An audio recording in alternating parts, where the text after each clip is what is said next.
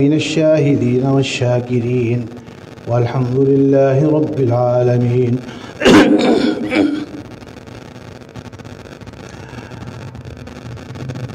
برادران اہل سنت والجماعت، محترم بزرگوں، قابل احترام ساتھیوں، عزیز نوجوان بھائیوں،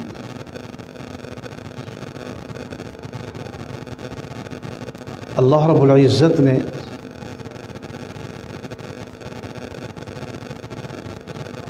انسان کا جو وجود بنایا ہے، جو جسم بنایا ہے، اس جسم کے اندر دو چیزیں موجود ہیں، ایک ہے روح اور ایک ہے نفس۔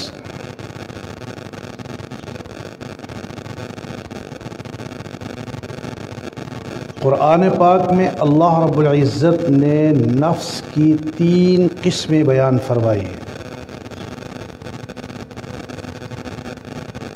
حضور علیہ السلام کا فرمان ہے کہ انسان کے 2 دشمن ہیں، ایک دشمن اس کے اندر بیٹھا ہے اور ایک دشمن باہر ہے۔ وہ دشمن جو انسان کے اندر بیٹھا ہے وہ اس کا نفس ہے، اور وہ دشمن جو انسان کے وجود اور ذات سے باہر ہے وہ شیطان ہے۔ اور ہر آدمی جانتا ہے کہ باہر کے دشمن کا مقابلہ کرنا آسان ہوتا ہے۔ کیوں؟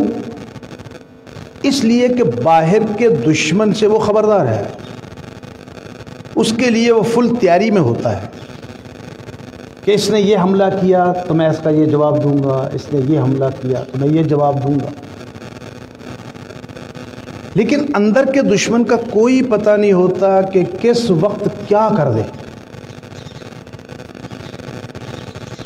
اب باہر کے دشمن کے لیے تو حضور علیہ السلام نے فرمایا کہ باہر کا دشمن تم پر حملہ کرے تو اعوذ باللہ من الشیطان الرجیم پڑھو، تمہارا وہ دشمن بھاگ جائے گا۔ باہر کے دشمن کے بارے میں حضور علیہ السلام نے فرمایا کہ وہ دشمن تم پر حملہ کرے تو لا حول ولا قوت الا باللہ العلی العظیم پڑھو، وہ دشمن بھاگ جائے گا۔ باہر کا دشمن اگر حملہ کرے تو حضور علیہ السلام نے فرمایا آیت الکرسی پڑھو، وہ دشمن بھاگ جائے گا۔ باہر کا دشمن اگر حملہ کرے تو حضور علیہ السلام نے فرمایا 4 قل پڑھو، وہ دشمن بھاگ جائے گا۔ یعنی باہر کے دشمن کے مقابلے کے لیے حضور علیہ السلام نے انسان کو مختلف ہتھیار دیے کہ تم ان کے ذریعے باہر کے دشمن سے اپنا دفاع کر سکتے ہو، اپنی حفاظت کر سکتے ہو۔ لیکن اندر کا جو دشمن ہے، اندر کا دشمن اتنا خطرناک دشمن ہے کہ کوئی پتہ نہیں چلتا کہ کب وہ کس چیز کا تقاضا کر دے اور انسان گناہ میں مبتلا ہو جائے۔ شیطان آپ کے دل میں آپ کی محبت نہیں پیدا کرے گا، کیونکہ شیطان کا بنیادی کام ہی ہے انسان کو انسان سے متنفر کرنا، انسان کو انسان سے دور کرنا۔ قرآن پاک میں اللہ رب العزت نے پہلے سپارے میں فرمایا کہ شیاطین کیا کام کرتے ہیں؟ خاوند کو بیوی سے لڑانا، بیوی کو خاوند سے لڑانا، والدین کو اولاد سے لڑانا، اولاد کو والدین سے لڑانا، بھائی کو بھائی سے لڑانا۔ یہ کام شیاطین سحر اور جادو کے ذریعے کرتے ہیں۔ لیکن شیطان کا کام بنیادی طور پر انسان کو انسان اور مسلمان کو مسلمان سے لڑانا ہے۔ حضور علیہ السلام نے فرمایا کہ شیطان اپنا تخت پانی پہ بچھائے بیٹھا ہوا ہے، اور یہ بھی اس نے اللہ رب العزت کے مقابلے میں۔ احادیث مبارکہ میں آتا ہے، حضور علیہ السلام نے فرمایا، اللہ رب العزت فرماتے ہیں اس وقت کچھ بھی نہیں تھا، صرف میں تھا۔ حضور علیہ السلام نے فرمایا اللہ رب العزت اس وقت کرسی پر تھے، کرسی تخت پر تھی، تخت پانی پر تھا، یعنی اللہ رب العزت کا تخت پانی پر تھا، شیطان نے اللہ رب العزت کے مقابلے کے لیے اپنا تخت پانی پہ بچھایا۔ اب اس کا تخت پانی پر ہے، اس کے کارندے پھیلے ہوئے ہیں پوری دنیا کے اندر، وہ جاتے ہیں وارداتیں کرتے ہیں اور آ کے پھر اس کو رپورٹ کرتے ہیں، رپورٹ دیتے ہیں۔ ایک آتا ہے آ کے کہتا ہے میں نے آج ایک مسلمان کو شراب پلائی، شیطان اسے شاباش دیتا ہے کہ تو نے بڑا اچھا کام کیا۔ ایک کارندہ آتا ہے آ کے کہتا ہے جی میں نے آج ایک مسلمان سے بدکاری کروائی ہے، شیطان اسے تھپکی دیتا ہے تو نے بڑا اچھا کام کیا۔ ایک کارندہ آتا ہے کہ میں نے آج ایک مسلمان سے جھوٹ بلوایا ہے۔ ہر کارندہ اپنی اپنی رپورٹ دیتا ہے اور شیطان اسے تھپکی دے کے یہ کہتا ہے کہ تو نے بڑا اچھا کام کیا۔ لیکن ایک کارندہ آتا ہے اور آ کے کہتا ہے میں نے دو مسلمانوں کو آپس میں لڑایا۔ حدیث میں آتا ہے شیطان اپنے تخت سے اٹھ کے اس سے گلے ملتا ہے کہ کام تم نے کیا۔ مسلمان اور مسلمان کے درمیان نفرت پیدا کرنا یہ قرآن کی روح سے شرک اور کفر کے بعد سب سے بڑا جرم ہے۔ ایک مسلمان کو دوسرے مسلمان سے دور کیا جائے۔ کیوں قرآن اور حضور نبی کریم صلی اللہ تعالی علیہ وسلم نے فرمایا ہے کہ غیبت نہ کرو؟ ظاہر بات ہے کہ غیبت کے ذریعے ایک مسلمان دوسرے مسلمان سے دور ہوتا ہے۔ کیوں حضور علیہ السلام نے فرمایا کہ جھوٹی شہادت مت دو؟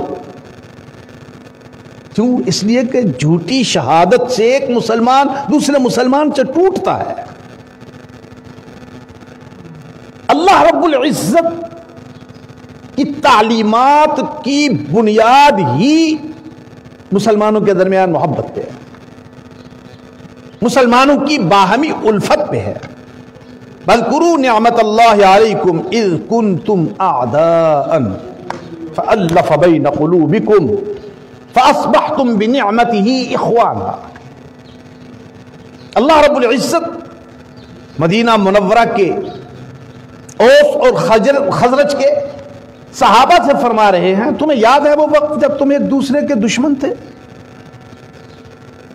تمہارے درمیان منافرتیں تھیں، تمہارے درمیان تفریق تھی، تمہارے درمیان اختلاف تھا، تمہارے درمیان دشمنی تھی، تم ایک دوسرے کے گلے کاٹتے تھے۔ پھر اللہ رب العزت نے تم پر انعام کیا، تمہیں قرآن اور محمد الرسول اللہ صلی اللہ علیہ وسلم جیسا رسول دیا۔ فَأَلَّفَ بَيْنَ قُلُوبِكُمْ، ان کے ذریعے اللہ رب العزت نے تمہارے دلوں کے اندر آپس کی الفت پیدا کی، قرآن اور رسول کے ذریعے، ان کے ذریعے تمہارے دلوں کے اندر آپس کی محبت پیدا کی۔ اور ایسی محبت پیدا کی فَأَصْبَحْتُمْ بِنِعْمَتِهِ إِخْوَانًا. یہ باتیں نہ کریں بھائی، باتیں نہیں کریں. فَأَصْبَحْتُمْ بِنِعْمَتِهِ إِخْوَانًا، وہ الفت، وہ محبت تمہارے درمیان اخوت کا، بھائی چارے کا رشتہ بن گیا. اخوت کا رشتہ بڑا مضبوط رشتہ ہے. اللہ رب العزت فرماتے ہیں ہم نے ایمان والوں کو آپس میں بھائی بھائی بنایا ہے. شیطان یہ چاہتا ہے کہ مسلمانوں کے درمیان آپس میں تفریق پیدا کرے.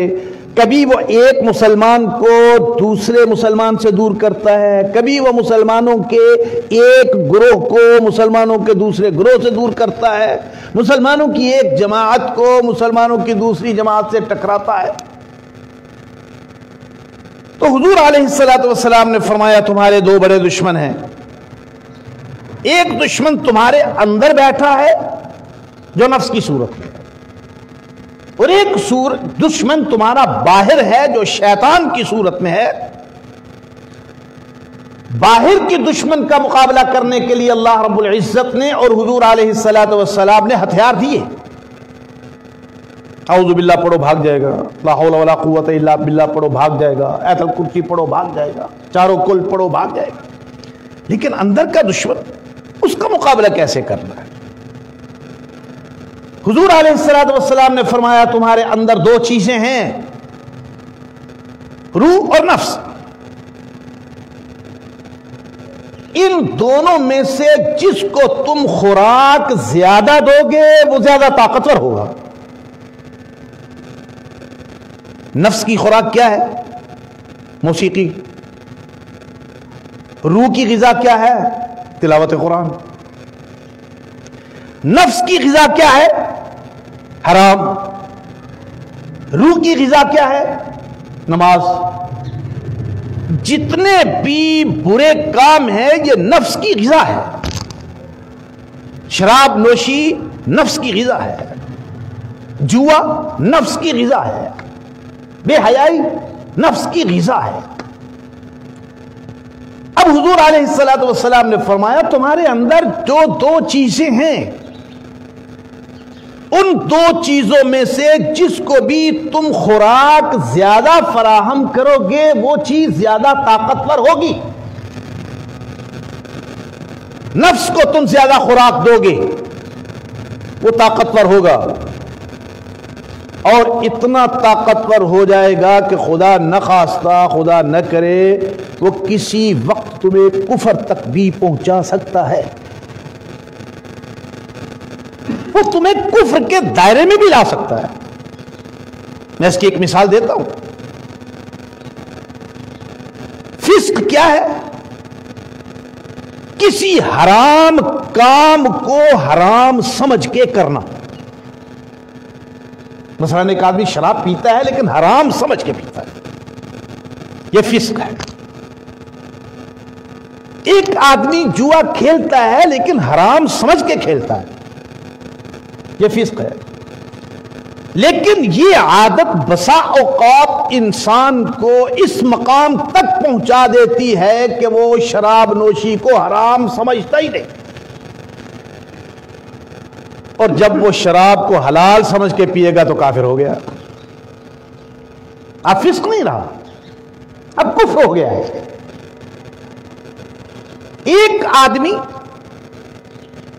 جوئے کو حرام سمجھ کے کھیلتا ہے تو فسق ہے، لیکن جب اس کی عادت اتنی بن جائے کہ چھوٹنی مشکل ہو جائے تو پھر یہ مرحلہ آ جاتا ہے کہ وہ اسے جائز سمجھنے لگتا ہے، اور جس دن بھی اس نے اس کو جائز اور حلال سمجھ لیا اسی لمحے میں کافر ہو گیا. سود ہے. آج کل ہمارے ہاں پوری دنیا کے اندر سود پر ایک بحث چل رہی ہے. سود حلال ہے، حرام ہے، جائز ہے، ناجائز ہے. بھائی قرآن نے جب یہ کہہ دیا سود حرام ہے تو حرام. قرآن نے جب یہ کہہ دیا کہ سود خور قیامت والے دن اس طرح اٹھایا جائے گا جس طرح مرغی کا مریض اٹھایا جاتا ہے. تو ظاہر بات ہے اس کے بعد کوئی گنجائش باقی نہیں رہتی. لیکن ہماری حکومتیں، ہماری عدالتیں، ہمارے حکمران فل زور لگا کے عدالت سے سود کو جائز ثابت کرنے کی گنجائشیں ڈھونڈتے ہیں. اب جب کسی چیز، حرام چیز کو حلال سمجھ لیا گیا، آدمی کافر ہو گیا. یہ نفس جو انسان کے اندر اس کا دشمن بن کے بیٹھا ہے، یہ انسان کو اس حد تک لے جاتا ہے کہ انسان ایک حرام کام کو حرام سمجھتا ہی نہیں، ایک ناجائز کام کو ناجائز سمجھتا ہی نہیں ہے. وہ فسق کے دائرے سے نکل کے کفر کے دائرے میں چلا جاتا ہے. حضور علیہ الصلوۃ والسلام نے فرمایا تمہارے اندر کا دشمن بڑا ہی خطرناک ہے. مولانا روم رحمت اللہ علیہ نے ایک مثال کے ساتھ نفس کی کیفیت سمجھائی ہے. فرماتے ہیں ایک آدمی شکاری جنگل میں گیا، اسے بہت بڑا سانپ، اژدہا، کئی فٹوں کا، سردی اور برف کی وجہ سے وہ پڑا ہوا تھا. اس نے یہ سمجھا کہ یہ مردہ ہے، یہ اس کو اٹھا کے لے آیا کہ میں لوگوں کو دکھاؤں کہ میں کتنا بڑا شکاری ہوں، میں نے کتنا بڑا شکار کیا، اتنا بڑا اژدہا. مولانا روم رحمت اللہ علیہ فرماتے ہیں کہ وہ اژدہے کو لے کر شہر میں آیا اور اسے ایک میدان کے اندر رکھا. لوگ اکٹھے ہوئے. جو جو دھوپ پڑتی گئی، اس سانپ کے اندر جو سردی تھی وہ ختم ہوتی گئی، وہ چست ہوتا گیا. تو اس نے بدن کو ہلانا شروع کیا. لوگوں کے اندر ایک خوف پھیلنے لگا. فرمایا نفس ایسے ہی ہے، تمہیں ایسے لگتا ہے کہ یہ سو گیا ہے، لیکن وہ سویا نہیں ہوتا. مر گیا ہے، وہ مرا نہیں ہوتا. تم اس کو خوراک دیتے رہتے ہو اور ایک وقت ایسا آتا ہے گناہ کی، معصیت کی، نافرمانی کی دھوپ اس پر اس حد تک پڑتی ہے کہ وہ تمہارے اندر انگڑائیاں لے کے تمہیں کفر تک پہنچا دیتا ہے. تم اس کی خوراک بن جاتے ہو. اللہ رب العزت نے قرآن پاک کے اندر نفس کی 3 قسمیں بیان کی. انسان کے اندر یہ جو نفس ہے اس کی 3 قسمیں ہیں. 3 قسم. ایک قسم نفس لوامہ، لا اقسم بیوم القیامت ولا اقسم بالنفس اللوامہ. نفس لوامہ، نفس لوامہ اس کو کہتے ہیں جو ملامت کرنے والا، احساس دلانے والا نفس ہوتا ہے. انسان سے غلطی ہوتی ہے، نفس فوراً اسے احساس دلاتا ہے یہ کام تم نے غلط کیا ہے بھائی، اسے ملامت کرتا رہتا ہے. ایک نیک کام اس سے چھوٹ جائے تو وہ اسے فوراً ملامت کرتا ہے کہ یہ کام چھوٹنا نہیں چاہیے بھائی، جس کی وجہ سے وہ انسان سنبھلا رہتا ہے. جیسے کہتے ہیں نا کہ بچے جب تک ان کے سر پر والدین کا ڈنڈا موجود ہو تو بچے سنورے رہتے ہیں، اور جب والدین کا ڈنڈا سر سے ہٹ جائے بچے سرکش ہو جاتے ہیں. گھر کے اندر والدین کے سامنے وہ کام نہیں کرتے جو والدین کو ناپسند ہو. وہ کام باہر جا کے کر لیتے ہیں، اس لیے کہ باہر والدین ان کی نگرانی نہیں کر رہے۔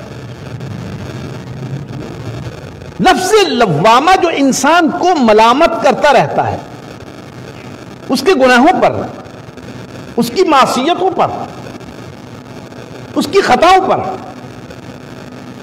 اور ظاہر بات ہے کہ ایک آدمی کو اگر احساس دلانے والا باقی رہے تو اس کے سنبھلنے کے چانس بہت زیادہ ہوتے ہیں۔ اور نفس کی دوسری قسم ہے نفس امارہ، سرکش نفس، جو اتنا سرکش ہو جاتا ہے، اتنا سرکش ہو جاتا ہے کہ انسان اگر ایک گناہ کرتا ہے تو اس سرکش نفس کا اس سے گزارا نہیں ہوتا، وہ چاہتا ہے یہ اور گناہ کرے، کیونکہ اس کو تو خوراک مل رہی ہے، گناہ ہی تو اس کی خوراک ہے، اسی گناہ کی وجہ سے تو وہ طاقت پکڑتا ہے، اسی گناہ کی وجہ سے تو وہ طاقتور ہوتا ہے۔ یہ نفس امارہ، سرکش نفس، یہی ہوتا ہے کہ وہ انسان کو اور گناہوں کی طرف بڑھانے کی کوشش کرتا ہے، اس کے اندر پچھتاوا پیدا نہیں کرتا، اس کے اندر ندامت کا احساس پیدا نہیں کرتا، اس کے گناہوں کے اندر ترقی ڈالتا ہے، دوسرے لفظوں میں برکت ڈالتا ہے۔ اب یہ نفس وہ نفس ہوتا ہے کہ یہ نفس انسان کو اس مقام تک پہنچا دیتا ہے، ختم اللہ علی قلوبہم وعلی سمعہم وعلی ابصارہم غشاوہ۔ یہ نفس جب انسان پر غالب آ جاتا ہے تو حضور علیہ السلام نے فرمایا کہ انسان ایک گناہ کرتا ہے، اس کے دل پر سیاہی کا ایک نقطہ لگ جاتا ہے، وہ نفس اس سے دوسرا گناہ کراتا ہے، دل پر ایک دوسرا سیاہی کا نقطہ لگ جاتا ہے، وہ نفس اس سے تیسرا گناہ کراتا ہے، دل پر سیاہی کا تیسرا نقطہ لگ جاتا ہے، یہاں تک کہ وہ دل پوری طرح گناہوں کی سیاہی میں چھپ جاتا ہے، اور وہ وقت ہوتا ہے ختم اللہ علی قلوبہم وعلی سمعہم وعلی ابصارہم غشاوہ۔ جب وہ بہرا ہو جاتا ہے، وہ حق بات سننے کے لیے تیار ہی نہیں ہوتا، وہ اندھا ہو جاتا ہے، حق بات دیکھنا گوارا بھی نہیں کرتا، وہ گنگا ہو جاتا ہے، حق بات اس کی زبان تک آ ہی نہیں سکتی۔ یہ نفس امارہ انسان کو ہلاکت کے اس مقام تک پہنچا دیتا ہے کہ جہاں انسان کا دل گناہوں کی سیاہی کی لپیٹ میں آ جاتا ہے، یا پھر اتنا سخت ہو جاتا ہے گناہوں کے معاملے میں اور نیکی کے خلاف۔ ثم قست قلوبكم من بعد ذلك فهي كالحجارة او اشد قسوة، وہ دل تمہارا پتھر سے بھی زیادہ سخت ہو جاتا ہے۔ پھر اللہ رب العزت نے پتھر کی بھی قسمیں بیان کی ہے۔ بعض پتھر وہ ہیں جن سے چشمے جاری ہوتے ہیں، یعنی لوگوں کو ان سے فائدہ پہنچتا ہے، اور بعض پتھر وہ ہیں کہ لوگوں کو تو ان سے فائدہ نہیں پہنچتا، لیکن ان کے اپنے اندر اللہ کی خشیت اور اللہ کا ڈر اتنا ہوتا ہے کہ وہ ڈر کی وجہ سے، اللہ کے خوف کی وجہ سے بلندیوں سے پستیوں کی طرف لڑک آتے ہیں۔ یعنی پتھروں میں سے بھی وہ پتھر ہیں جن کے اپنے دل کے اندر اللہ کا ڈر اور خوف موجود ہے، اور پتھروں میں سے وہ پتھر بھی ہیں جو لوگوں کو فائدہ پہنچانے کے لیے پانی کے چشمے نکلتے ہیں ان میں سے۔ لیکن اللہ فرماتے ہیں انسان کا دل جب اس کے نفس کے پورے کنٹرول میں آ جاتا ہے تو وہ پتھر پتھر سے بھی زیادہ سخت ہو جاتا ہے، نہ وہ اپنے آپ کی اچھائی کے بارے میں کچھ سوچ سکتا ہے اور نہ ہی دوسروں کی اچھائی کے بارے میں۔ یہ نفس امارہ ہے۔ تیسری قسم ہے نفس مطمئنہ کی۔ نفس مطمئنہ وہ نفس، وہ دل جس دل کے اندر گناہ کی نفرت اور نیکی کی رغبت اس قدر پیدا ہو جائے کہ وہ گناہ کو آنکھ اٹھا کر بھی نہ دیکھے۔ بعض ائمہ مفسرین رحمہم اللہ تعالی نے لکھا ہے نفس مطمئنہ وہ ہوتا ہے، وہ دل جس کو عبادت کیے بغیر چین ہی نہ آئے، عبادت کے بغیر اس کے دل کو سکون ہی نہ ملے، عبادت کے بغیر اس کے دل مطمئن ہی نہ ہو۔ نماز اگر اس کی عادت ہے، وہ تہجد ہے، وہ اشراق ہے، وہ اوابین ہے، قرآن کی تلاوت، ایک معمول ہے اس کا، وہ نفس اس کو اس قدر اس نیکی اور عبادت کے قریب لے جاتا ہے کہ اگر وہ عبادت کر نہ لے تو اس کے دل کو چین اور سکون نہیں ملتا۔ وہ نفس مطمئنہ جس کو نیکی سے اطمینان ملے اور برائی کے خلاف اس کے دل کے اندر بے سکونی آئے، برائی کے بارے میں اس کے دل کے اندر بے اطمینانی آئے۔ اللہ رب العزت کا تقاضا ہے کہ اے انسان تو اپنے نفس کو نفس مطمئنہ بنا۔ اب وہ نفس مطمئنہ کا فائدہ کیا ہوتا ہے؟ حضور علیہ السلام نے فرمایا کہ جب موت کا وقت آتا ہے نا، نیک آدمی کی موت اس طرح آتی ہے کہ فرشتے اس کے بدن سے روح کو اس طرح نکال لیتے ہیں جس طرح آٹے میں سے بال، اور برے آدمی کی موت اس طرح آتی ہے کہ فرشتے ایک لوہے کا کنگا، لوہے کے دندانوں والا، اس کے سینے پر رکھ کے پوری طاقت کے ساتھ اس کو نوچیں۔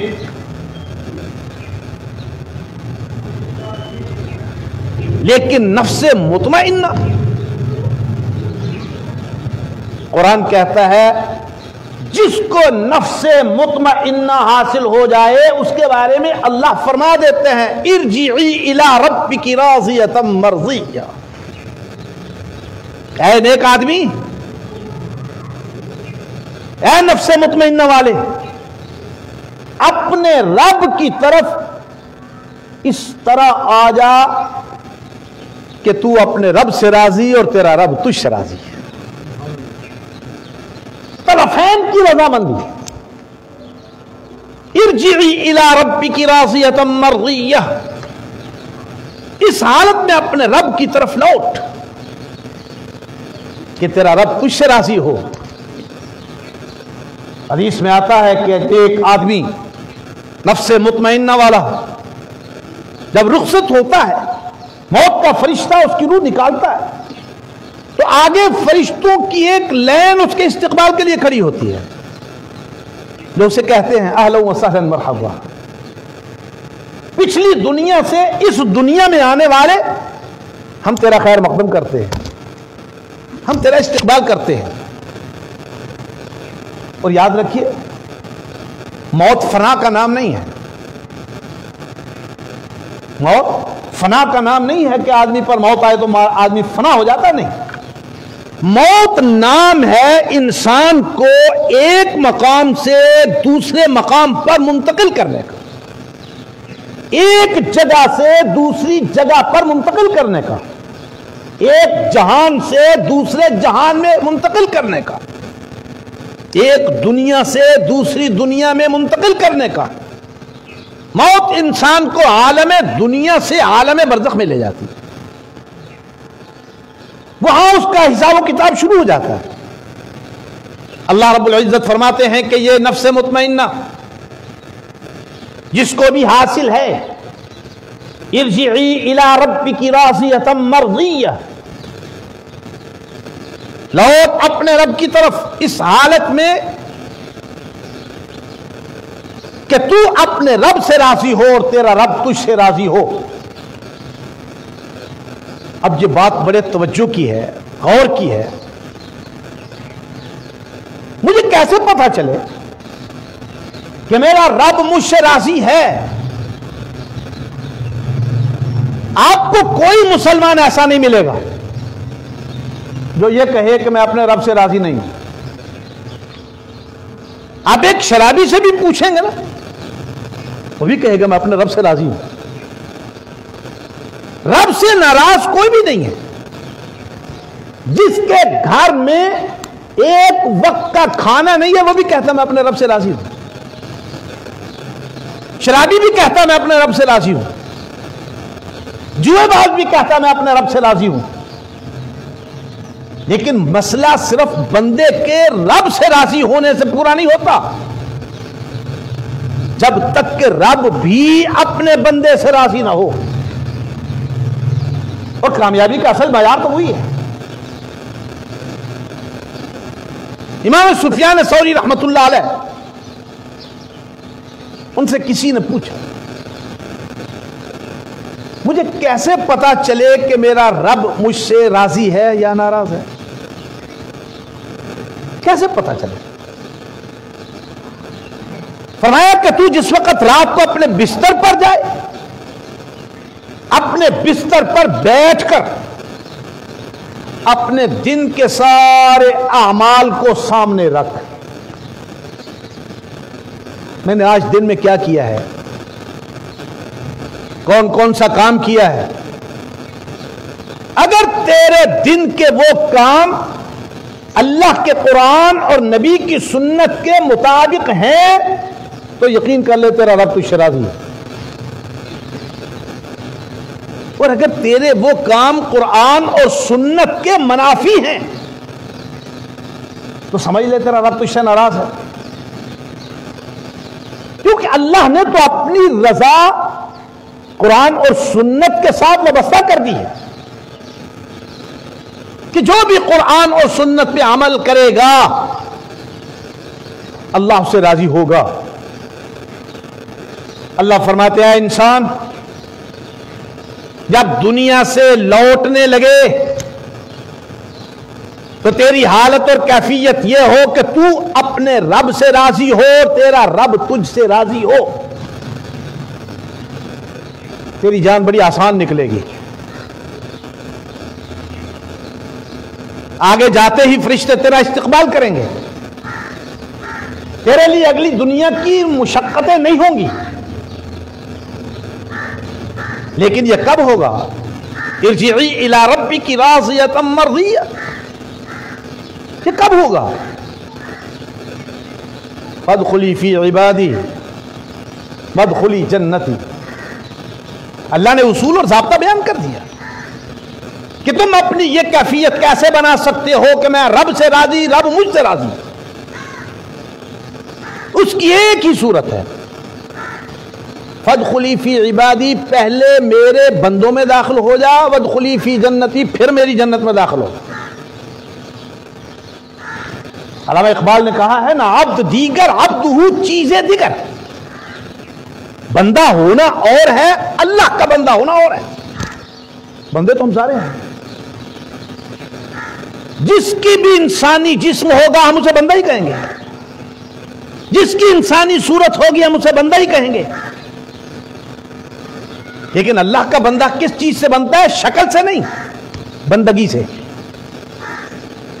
اللہ کا بندہ بندگی سے بنتا ہے۔ بندہ اس جسم سے بنتا ہے، اس شکل سے بنتا ہے۔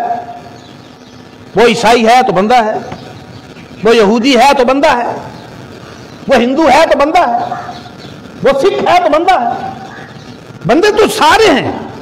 اگر جنس کے اعتبار سے، شکل کے اعتبار سے، جسم کے اعتبار سے دیکھا جائے تو کوئی غیر مسلم بھی ایسا نہیں ہے جو بندہ نہیں ہے۔ لیکن اللہ کا بندہ کون ہے؟ اللہ یہ کہتے ہیں کہ بندہ تو تجھے میں نے بنایا، اب میرا بندہ ہونا تیرا کام ہے۔